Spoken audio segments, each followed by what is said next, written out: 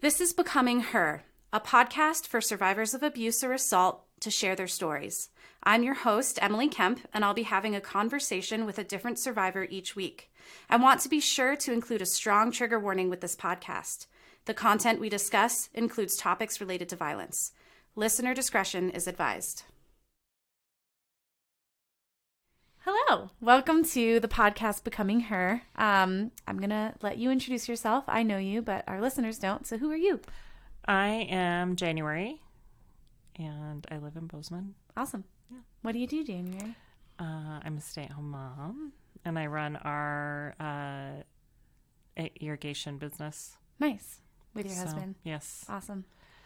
Yes. Well, thank you for being here. And yeah, I just usually kind of dive right in with people and just sort of ask them to start sharing their story wherever it makes the most sense for them. So where would you like to start sharing your story? So as you know, it's really important to me to share my story because I witnessed my father abusing several women as a child. And I don't think people always understand or realize how much it impacts children to be in that environment of violence over and over and over again. Yeah, I think I've heard a lot of people say like, oh, well, if the violence wasn't directed at them, then, it's better or something along those lines. But it's actually just as harmful for kids to witness violence as it is for them to be abused. Right. So an example is when I met you to speak, and I reached out to my stepmother and recounted a story or an instance that I remembered of him abusing her, where I was taking my 1.5-year-old brother from room to room to protect him, to get away from them. And I remember him going to punch her, and she ducked, and he hurt his arm, and then she had a black eye. And I was telling her about it, and she said, "Oh, I feel so bad. I thought you were too young to know." And I think I was like 6 or 7. So, and then she left days later, like disappeared, because she was my stepmom, so she couldn't take me, but she took my half brother. So then he was nearly 2, and then I didn't see him again till he was like 16. So, she, was fearful. So she went into hiding, which was sad that then we couldn't have that relationship. She was doing what she needed to do to survive in the moment, but because of that, she couldn't take you with her, and you were left with this abusive person. Right. Which he never did physically abuse me. He was, of course, like most abusers, like super manipulative, and he was a drug addict and alcoholic. So not that gave him any excuse to be abusive. But part of my story is that he was very abusive to my mom, and they got together when she was, I think, a senior in high school. And there was one point where he beat her at a party, and my uncle, who was much smaller than him, my mom's brother, actually put my dad in the hospital. And big brother coming in, protecting his sister. And my dad made this whole story up to his family that he was jumped by like multiple guys or whatever, of course. Yeah. So anyways, but so my mom did leave him, but then she got in another abusive relationship, and as you know, that led to her being murdered by him. And you were with your mom up until that point, right? No, because my dad was incredibly manipulative and actually was given custody of me.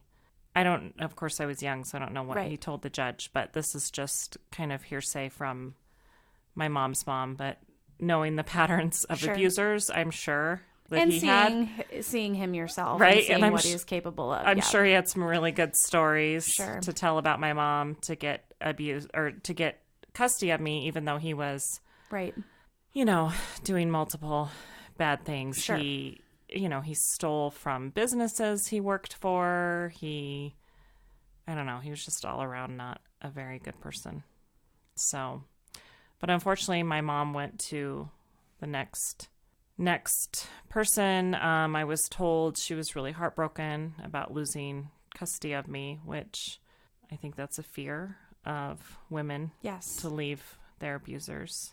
Well, and abusers will use that as a tactic. Like, you can never leave me because I'll get the kids. Or Right. I'll tell, Child Protective Services that you're X, Y, and Z. You've done X, Y, and Z, or you're a terrible parent, and I will take them from you, and you will never see them again, And Right. so that's a reason a lot of women in particular won't leave, because they don't want to, leave their kids behind. And sometimes it really actually happens. Yeah. I mean, this was the early 80s. Right. So I'd like to hope that things had changed a little bit. But, Yes. Baby steps. Right. Yeah. So, so he had custody of me, though. After my stepmom, actually they weren't married, but his girlfriend, after she left, I just kind of jumped from place to place. I went to my aunt and uncle's and lived with them for part of the year. I think in first grade I went to like 7 different schools. And that was because he was kind of pawning you off on other people? He'd like pawn me off. Sure. And then he'd come back and, and then it was all like the manipulation game too of like, I'm your dad. And, but it was so confusing for me. Sure. Of course. And then in second grade, I went to live with my mom's parents, which at this time, I mean, this was after my mom had been killed, because I think I was like 5 or 6. It's 1983, so I was 5. So I lived with them for a year, which I always went with them every summer. And then my dad came back and got me. Sure. And then when I was 9, he called his parents and had them come get me partway through the year. And that was a really scary situation. I guess I think he was also dealing drugs. Mm. So they had to come like under the darkness and Sure. park like blocks away. And it repeatedly happened where I would have to leave my stuff, so just like a lot of transience and instability. Yeah. And trauma. Yeah. And I had, I'm 9, but like the favorite stuffed animal or whatever, Right. But it's like, oh, you've got to go. So then I'm leaving again. So then, I basically go to this new place with, as far as I know, not very many clothes. Right. Not well taken care of. I think I had lice. Like, his house was not a place for me to be. Right. But he was doing lots of he sordid got custody, activities. right? Yeah. So I understand. I always feel bad when I hear victim blaming of like, why didn't she just leave or whatever? Because I know it's not easy to leave. Right. This person, your dad, was able to manipulate a lot of different people. Yeah, and even when I was 12 at one point, I was going to go stay with him and maybe move in with him.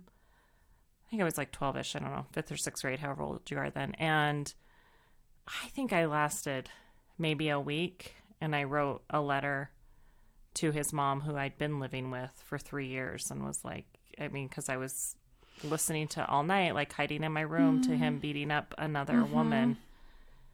And it was like, I can't. And again, the same thing, like once they got my letter, they drove to Butte, got the sheriff, Right. went to his work, took me, and I left everything behind. I had Any taken. friends you had made. Yeah, always. Yeah, it's interesting to hear just like the timeline of things and how it can all kind of like be backtracked back to this one person sort of creating chaos for so many other people.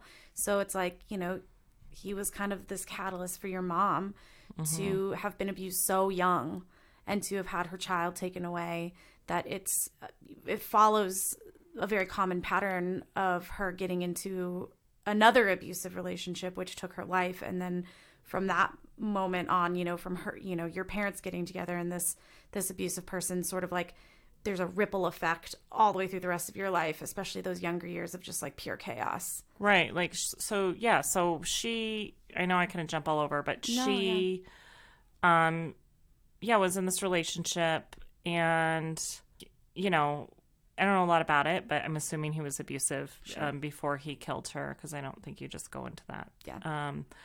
But I heard she was really heartbroken that because my dad, of course, not only was like, he had custody, but she'd have to do everything she could to get to see me. Right.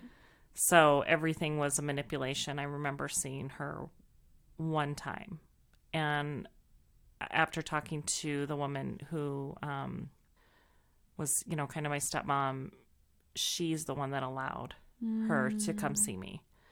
So, which of course then caused problems for her later. Right.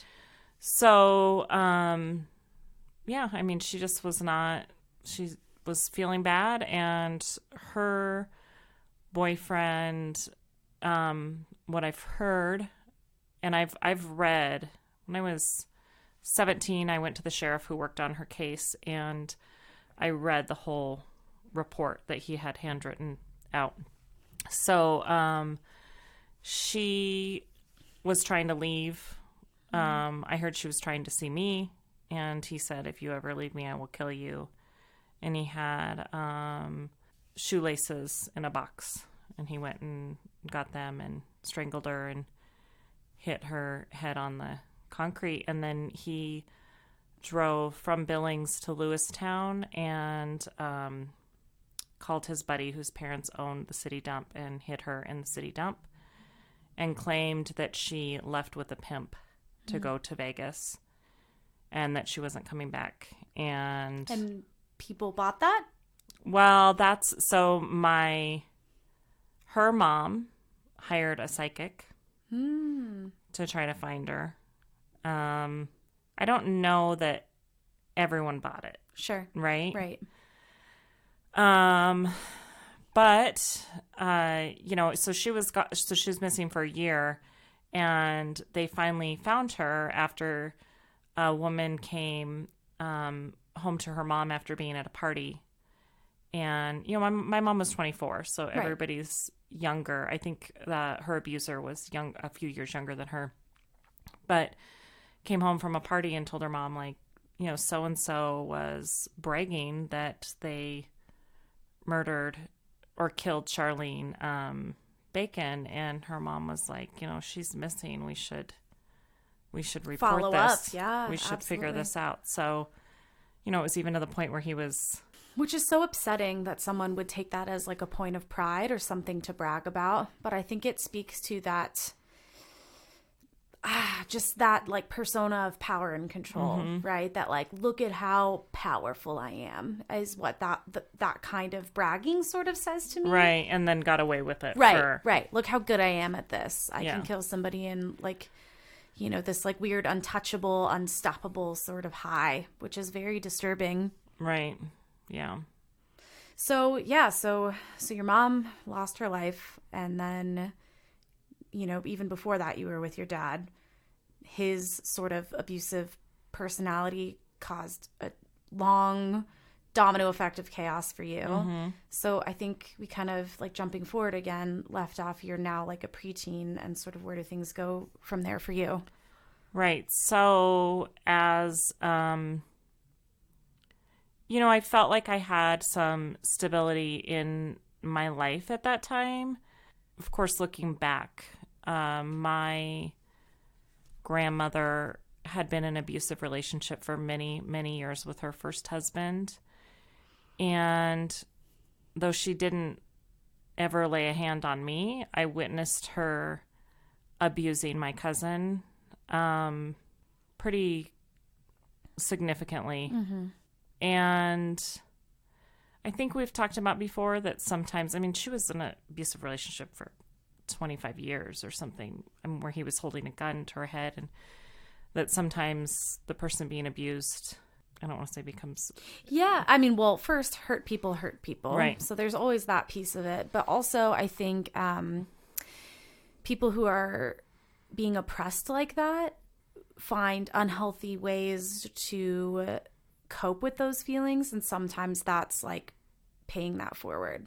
Or it's like, okay, so this person is controlling me, they're abusing me, they're manipulating me, they can't fight back. So they'll find somebody maybe more vulnerable, and by then sort of controlling or abusing that person, it gives them some sense of power back, which is just a desperate attempt at survival. It's a desperate attempt at trying to reclaim some sort of power over their own life. It's not okay, but I do think it helps explain how these family dynamics like feed into each other. Right. And at this point, she's not in an abusive relationship. She's remarried, but I mean, I think it's just years of what she had gone through. And, I talked to some of my aunts, and they also remember some of the girls being abused and some not. So,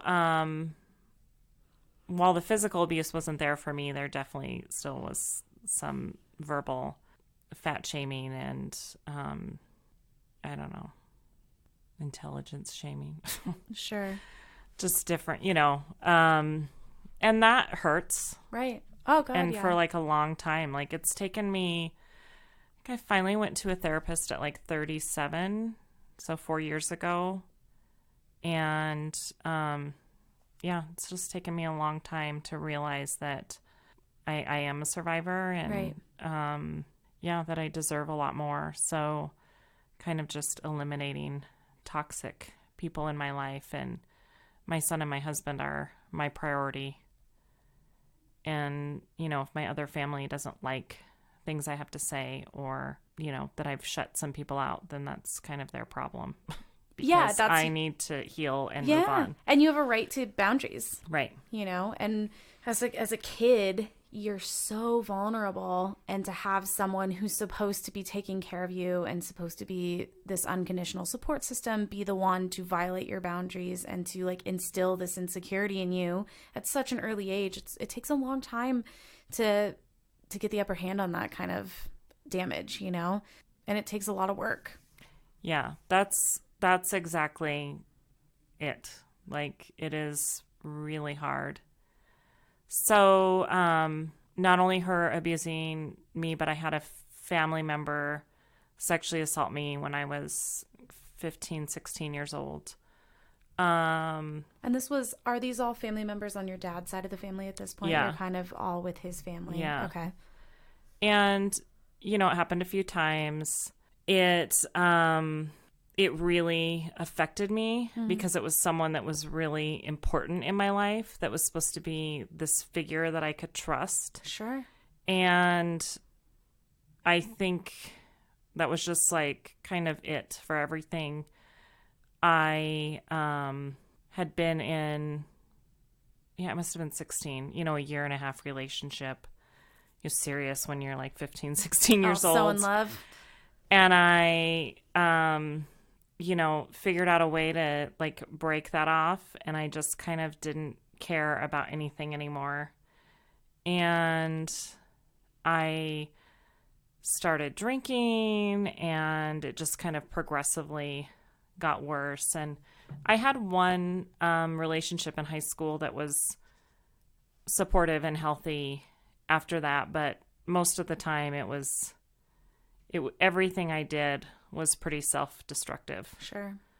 I don't want to say, I didn't really have a lot of pride in anything. I didn't care. Right. I didn't care what happened. Well, and when you're so young and you don't have like the emotional literacy to understand your own experience, that trauma is just going to bubble up in a lot of self-destructive ways. I mean, that's true for adults too. As someone who goes to counseling weekly, let me just say, like, it's so hard to find words to like express yourself and to understand your own behaviors and what makes you tick and why you're doing things and how to do them better and how to, coping strategies, all of that. That's like really hard work to do. And then when you're freaking 16, right, and that's a lot. And then when I was 18, I went to my grandmother and I told her what happened. And it was blamed on me. I was told, well, since it wasn't penetration, it wasn't, right, assault or whatever. which I know I texted you a couple weeks ago. I was watching Oprah special. Yes. And she said, everyone wants to know if there was penetration, but in, the courts, everything. But she's like, in the end, that's not what matters. It's what happened afterwards. Right. And it affects your life for so long, Right. I mean, I wish I would have went to therapy at 22 or I mean, whatever. most people that I talk to are like, why didn't I start this ages ago? This is amazing. And really hard, but like so helpful. Yeah. But it's hard too for you to have been hurt by this person that you trust and then go to someone that should be protective or helpful, and then they just reinforce whatever insecurity you're having already, Right. Then it was like, nope, you can't talk to that person. You can't do this. Right. And what message does that send you at 18? I even went to a teacher, and, They didn't do anything. But, it's a small town, and it's the late 90s, and right.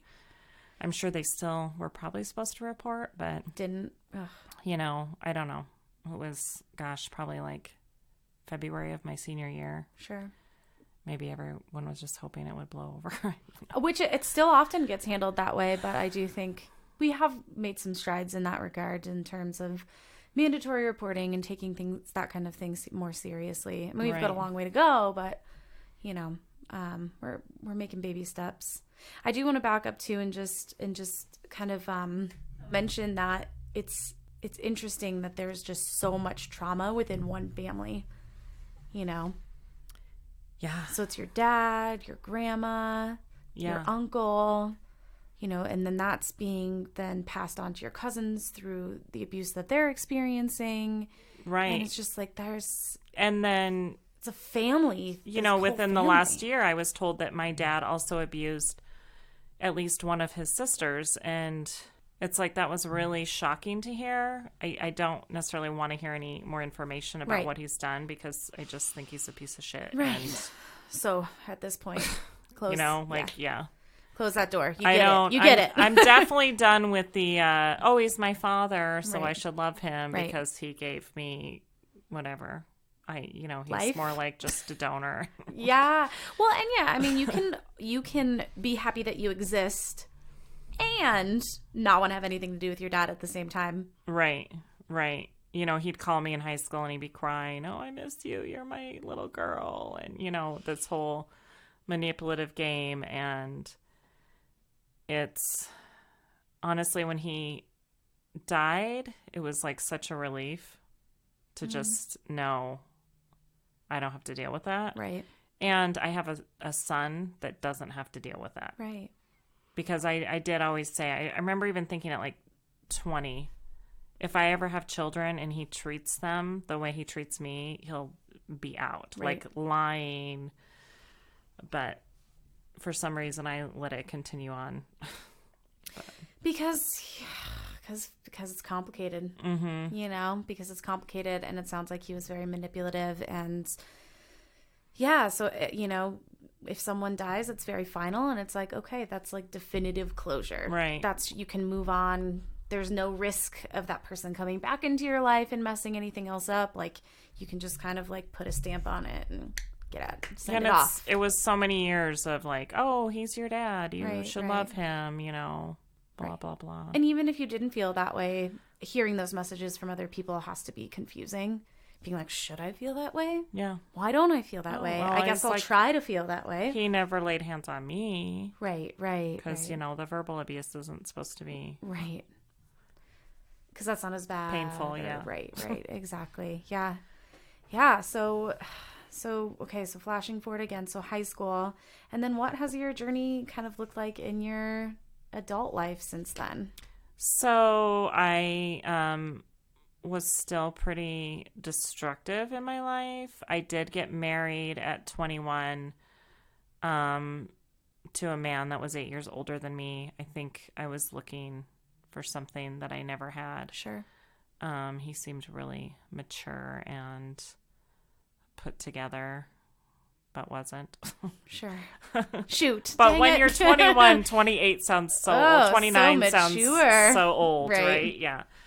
Yeah. So we got divorced 5 years later, and I bought a car on my own in my own name, which was a really big deal.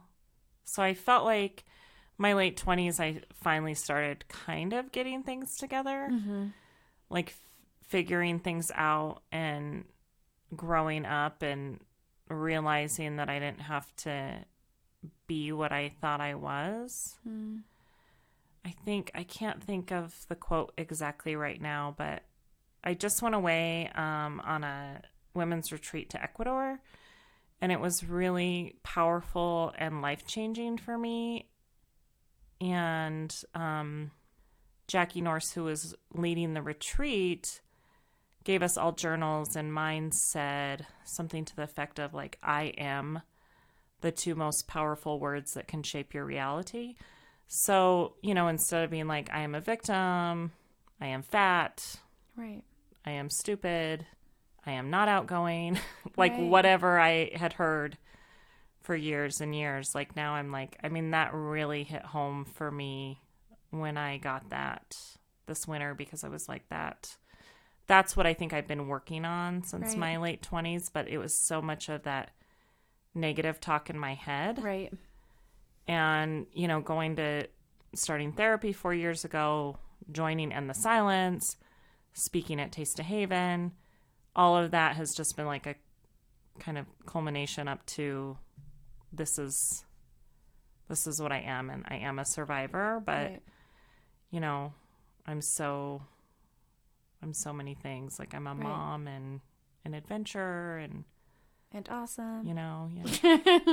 Well, yeah, and not just escaping all that negative self-talk, but like we find so much of our identities in our family and our heritage and our stories, you know what I mean? And that's like some fucking heavy family shit to be carrying around with you for all of your life, and to somehow not let that define you and to find who you are outside of that history.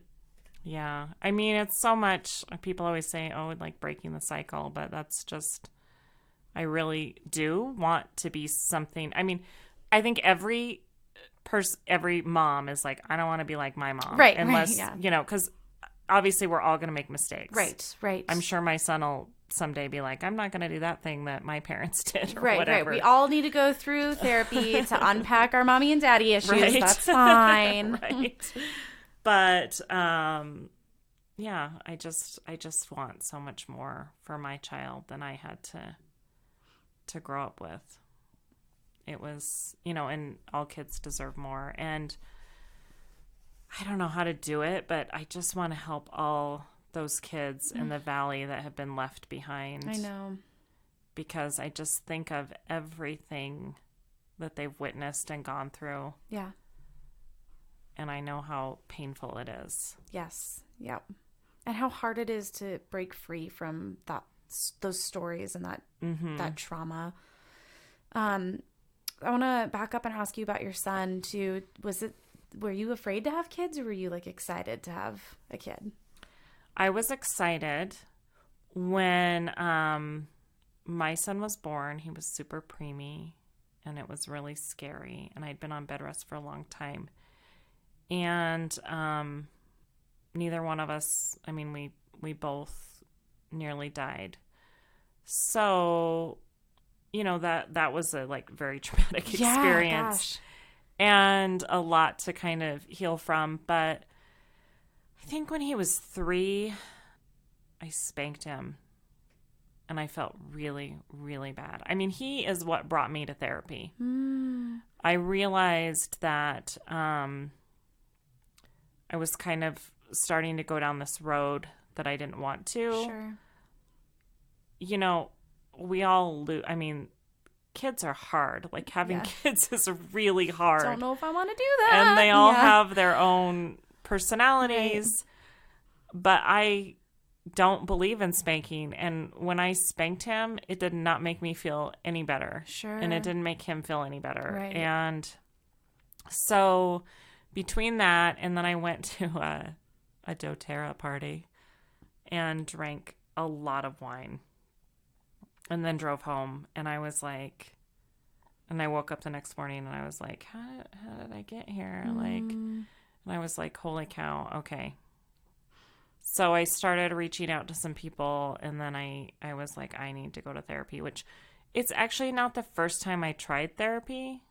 I went twice before, and I think it's interesting, but twice before I went to female. Well, the first time I did a dump at MSU. I just call it a dump because they have like that free like therapy or whatever. And then they do an intake, which is great, but then that's not even who your therapist is. Then they match you with someone. Yeah, so at the intake for like an hour, I just dumped all my shit. Yeah. And then I was like, oh, I feel better. Okay, I'm done. Yeah. And I You're like, ma'am, this is the intake. I'm not your counselor. You're like, cool, gotta go. Yeah. And I never went back. Yeah. And I'm sure they were like, holy shit. Where'd that lady go? Who's been through all the shit? She should come back. She's got some stuff going on. So, and then I went to a female therapist, and I was in a really dark place, like suicidal. And this was this was after I married my second husband. But I was in a really dark place, and she wanted me to evaluate my career choices and do career counseling. And I was like, okay, so I'm telling you I'm suicidal and the stuff that happened in my past, and we're going to talk about my career. So I didn't go back. So not a good fit. Didn't go back to her either because I don't think we were a good fit. Yep. And so like 4 years ago, like I said, I was going through this, and I was like, okay, I don't like yelling at my son. I don't like how I'm acting. And then in those moments too, it's like you ask yourself, like, well, where is this coming from? Yeah, and I definitely felt like I was like, oh my gosh, I am turning into exactly what I don't want to be, or and I found a therapist, and it was actually a male therapist, and I thought, oh my gosh, I never thought I'd be able to talk to a male therapist and like tell him everything, like about the sexual assault and everything, but he's just a really kind and understanding person, and like, I don't know, it just worked. I didn't think it would.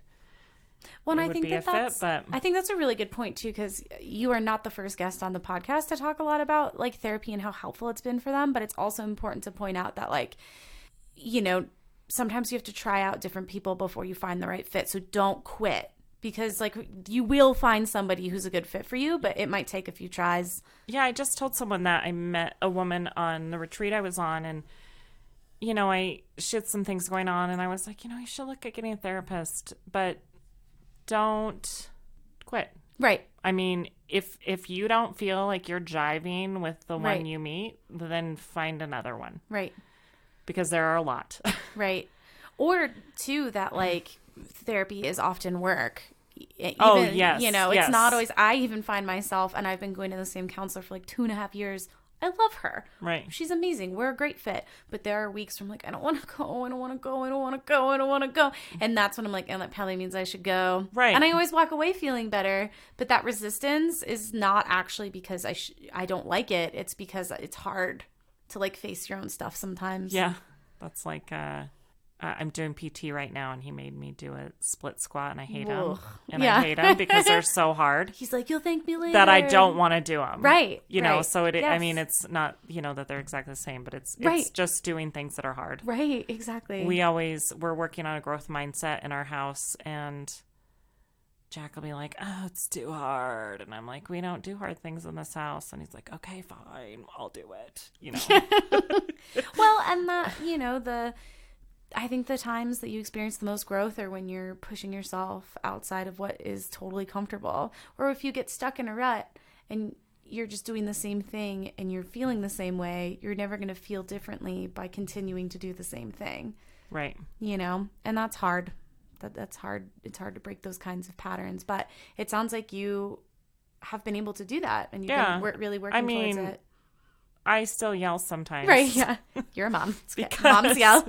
I feel like it happens, right. It's like sometimes you're just like at your point. Right. My son's old enough now that I can, leave him for 30 minutes and go for a walk around the neighborhood. And it's like, then I can get away. Or, if I'm hiding in my walk-in closet, it's probably a time to give me 10 minutes and right. Not now. Go do the iPad or something. But. Right. Right. Because we all need timeouts, I think. Right. And when you said I'm a stay-at-home mom at the beginning of the podcast, you're also his teacher because you guys do homeschooling. Yes, we do homeschooling. So that's like a whole other level of like mom and son time. Right. And it's a lot because he has dyslexia and dysgraphia and some other things going on. So he is labeled special needs. There's some processing things. So it does get to be challenging. It's a lot. You know, I don't have a neurotypical child. And some days, I had a really rough day yesterday. And I talked to a speech therapist today. And I think the hard thing with homeschooling is I do just want to be a mom. Right. Sometimes, like. And not a teacher, too. Yeah. Yeah. You know, but it's what we need to do right now for him because he was struggling in school. And I know I told you this 2 years ago. I think I met you and he was struggling. That was like the beginning of all of this. And he was kicking and punching. A lot of it was in reaction to what he thought was being done to him. Sure. And I was scared. You know, I went to therapy and I was like, oh my gosh. Right. Like, I just felt like there must be this violent gene in my family that just like keeps getting passed on or something. Like, I mean, I was just right. So hard because he is the sweetest boy and he was the sweetest boy before he went to school. But school was really traumatic for him. Right. And his way, now I know, to react was a fight or flight instinct. He was just overwhelmed. Right. Totally overwhelmed. And once we removed him, he was still in fight or flight for a while. Like, it took therapy for him. Sure. I even had a professional tell me that, you know, he could have PTSD from school. Like, that's how traumatic it was for him. So.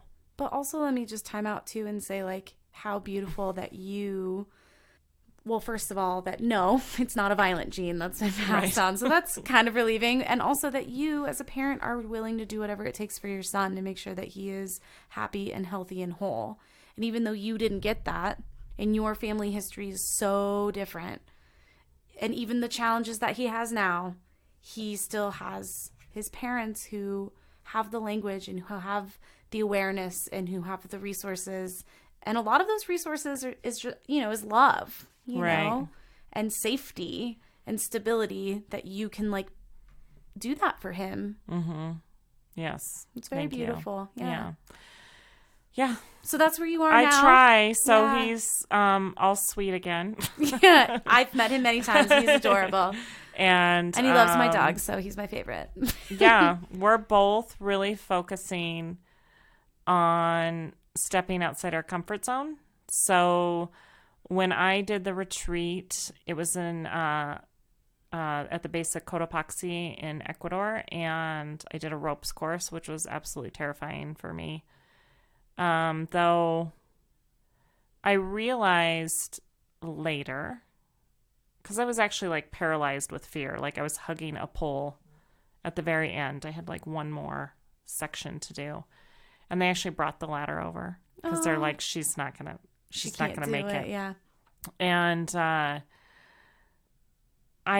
realized, I think it just dawned on me like 2 weeks ago that the other time I felt that was when I was assaulted, because while I was being assaulted, I didn't say or do anything. Sure. I just sat there. Froze. And the second time it happened, I just laid there and pretended I was asleep. Like, if I can just, it will stop. Sure. If and then I can just ignore it. So, I think it dawned on me, because I never thought I was afraid of heights, and I was up there and I'm hugging this pole. But it was almost like those feelings I had before were manifesting again. And now I just feel really free, if that makes sense. So you almost like put yourself in a difficult position that like forced your body to remember. Yeah. Yeah.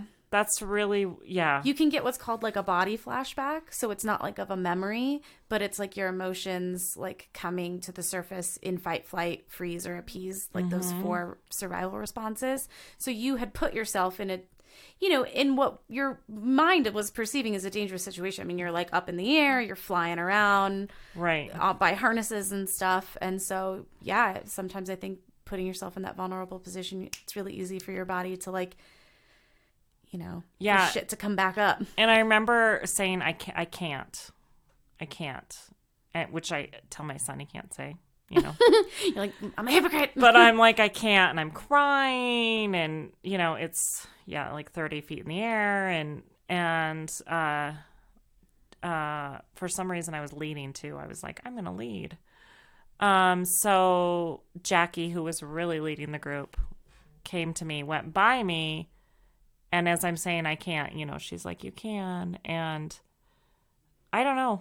I did it. Like, I unfroze and I did it, and I finished. And that was like probably the best feeling I've had in a long time. I could not wait to get down that ladder. Sure. But still. It was like, wow, okay, I finished that. So back to, we're both, my son and I, trying to step out our comfort zone. I just think it's so important to challenge yourself. And today I took him to jump time, and he went on this high platform. I don't know how high it is. It looks really high. I'm not going to do it. Yeah. He can push himself. I'm pretty sure. Yeah. Yeah. And, you know, he did the first time. Oh my gosh, he got done and he was so scared. He jumped onto this big mat, like puffy thing. And he was so scared. He like ran to me.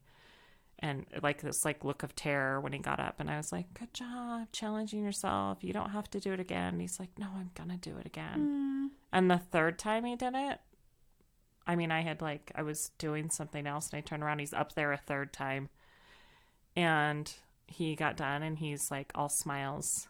And it just felt so good to see that, because I know that fear. What that feels like. What a cool like analogy for life. Right. That's wild. Right. I also think too, like, you know, therapy and those kinds of things are important, but I know for a lot of people, healing can come from, doing things like kind of out of the box and out of the ordinary, and that like push them in new and different ways and get your mind in a different headspace, so your body in a different place, so you can, you know, like I was saying, like if you're doing the same thing all the time and you get stuck in that space, if you want to change, then you have to do things differently. Right. Like, I think it was about 7 years ago I started traveling by myself, which was a complete mistake. Actually, I was meeting a friend for her 40th birthday, and I booked the wrong resort. Oh my God. Vacation for one. And you can't change it. I'm like, Stella got her group back, I guess. I don't know. Happy birthday. So awesome. I did spend the $200 to go have one night with her and her friends at the resort, but I just couldn't. I had already booked something. So, of course, the first night, you know, I'm crying. Oh my gosh, I wasted my family's vacation money. And you know, my husband was like, you just got to get out there and it's 4 days. Like, you got to leave the room and go little bird, fly. And I like sat on the beach by myself, and I met someone else that was there by themselves, and you know, we would have dinner together, and I don't know, it was a really good experience. So now I try every 3 to 4 years to go by myself somewhere. And I have this last trip to Ecuador. Yes, I met for a retreat, but I spent 2 days in Quito by myself, went and met for the women's retreat, and then I went to Mindo to the cloud forest by myself for 3 days. I've had people say, that's so weird. I don't understand that. Why? Especially older generation. But it's so freeing to only have to worry about yourself. And be able to get to do whatever you want whenever you want it. Right. How empowering. I don't speak Spanish, though it's on my list of things to try to communicate. Like, just completely take care of yourself. Right. Feed yourself, get places. That's really awesome. It's probably like my most favorite thing. And when I'm really like, my husband this last time, it was about August. He's like, I think it's time for you to go again. Well, because it sounds very like healing for you. Yeah. Yeah. It's like my little reboot. Yeah, that's awesome. Ready to be a mom again and everything. Yep. You know? Yep. And what a cool thing to model for your kid. You know, I've heard a lot of moms talk about how selfish they feel for doing things for themselves or putting themselves first, like ever. And it's like, but that's, first of all, really empowering. And second of all, really important as a survivor. Right. Because you can't give what you don't have. And that type of healing requires you to be good to yourself. And 3, that you can model what that looks like for your kid and your spouse and your friends. You know, like it's, I don't know. I think that's really cool. Right. Yeah. So I've realized in the last year or two, I always thought I was introverted, but I think I'm more of or I always thought I was extroverted, but I think I'm more of like a extroverted introvert. Like I can talk to people and be around people, but I definitely need time to myself. And there was a point in my life where it was hard for me to leave the house to go to the movies or anything. So, I mean, this was like in my 20s when I was going, you know, so this is, it's like pretty big that I can go do that. Go do all that. I mean, it was an accident. Right. But I was like, oh, I can travel by myself. Look at me. Wow. Okay. Well, and I think it's really important to like, you know, healing takes time and it's this long journey. And even now as a mom, you know, you're still learning about how to heal and the things that you can do for yourself and how those things that have happened, you know, 35 years ago are popping up when you're standing in a forest on a ropes course. You know what I mean? And that those moments can still give you healing and reflection. Right. It's important. Well, and the great thing for me about the retreat, which I had never been on a women's retreat, and I remember the first day, she's like, well, we're going to start our day with intention, and then we're going to have breakfast, and then we're going to meet, and then we're going to do an activity, and then we're going to meet. And I was thinking, holy shit, this is going to be a lot of work. Like, I just want to hang out in Ecuador. Yeah. Let's go get a drink. Can't we just go to the spa? Right. But it ended up being really good. You know, we would start out with meditation. I know I need to work on that. I don't totally love meditation. It's hard. It's hard work. Yeah. You know, and she gave us a journal. So we were writing, and that was actually really good because I haven't written in forever. And I have the intention to write every morning, to wake up and write for 5 minutes with my coffee. I have not been doing that. But when I do it, like yesterday I did it, it's like, it's really good and freeing. And, you know, my son was like, what are you doing? And, you know, I told him, I'm like, just because of his dysgraphia, he can't write yet. We're working on it. But he asked if he could maybe do a talk to text in the morning himself. And, you know, of course, because, you know, I was trying to tell him, like, sometimes just getting all those thoughts out that maybe been jumbling in your mind. Yep. To put words to them and put it down on paper that you can read back to yourself. Yeah. Really helpful, I think. Oh, that's cool. So, you know. So, yeah, you're trying to take all of these practices into your daily life, and it sounds like your son is too, which is, that's really special. Yeah. Right. Therapy, writing, traveling. Kids. Yeah. I'm sure they're healing. Exercise also super important to me for my healing. But if that's another thing, you know, sometimes my husband will be like, I think you should go for a run or a walk.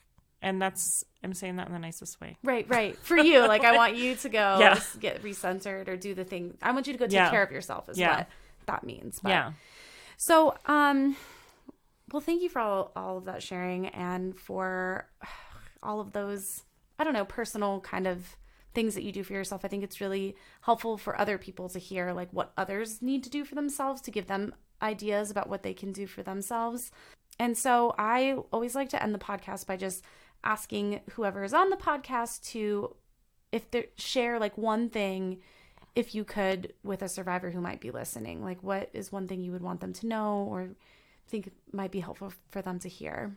I think I wondered after my first divorce if I could have a healthy relationship.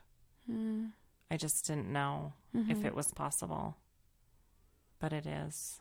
I mean, I don't want to sound cheesy, but my husband and I have a very, very good relationship, and he's very supportive I do tease him sometimes that his family seems like the Brady Bunch. I mean, I don't think it could be like a more kind of perfect set of parents, like Right. supportive and everything that he grew up with.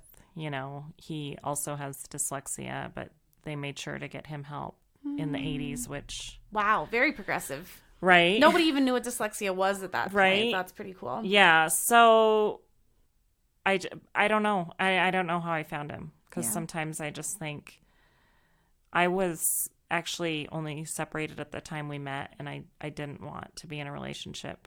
And, you know, then I got divorced, and I don't know. We've been married 10 years now, and I just...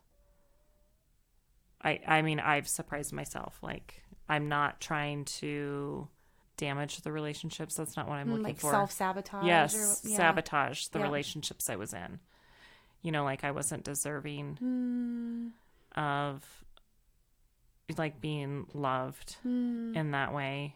But, I don't know. But you can. But you can. And you are. Yeah. And it's really... nice, and it's really nice being in a relationship with someone that is supportive and not abusive. Right, yeah. I think that's a really hopeful message. I mean, I think the number one thing, which sounds cheesy, but every day he says that I'm beautiful. Like every day. And right, definitely there's days when I'm like, shut up. You cheese ball. But yeah.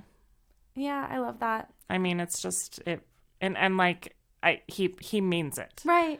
You know, and it's not just like he doesn't just throw it out. Right, like, and people, and you, anyone who's listening, can be in that relationship too, and you deserve it. Yes. Yeah. Everyone deserves to be in a loving, healthy relationship. And it's possible. Well, that's awesome. Mm-hmm. Cool. Well, right. If that's it, then we'll wrap up. And thank you so much for being on the podcast. You're welcome. Yeah, that was really wonderful. I'm feeling amazing now. Thank you, good. Therapist January. Feeling very inspired. We hope you enjoyed the podcast. Be sure to subscribe and don't forget to check out our online community at weareher.net. If you or someone you know has experienced abuse or assault, you can always call the National Domestic Violence Hotline at 1-800-799